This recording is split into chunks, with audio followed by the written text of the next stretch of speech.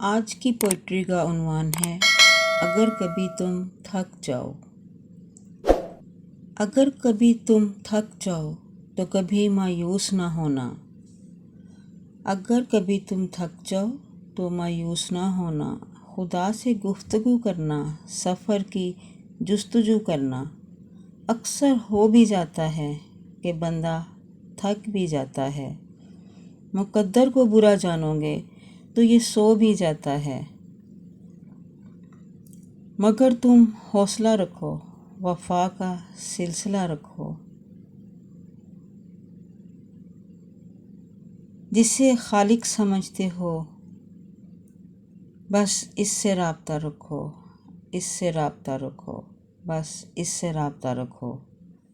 زندگی میں خود کو کبھی کسی کا عادی مت بناؤ،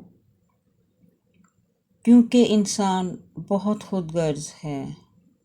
جب کسی کو پسند کرتا ہے تو اس کی برائی بھول جاتا ہے، اور جب کسی سے نفرت کرتا ہے تو اس کی اچھائی بھول جاتا ہے۔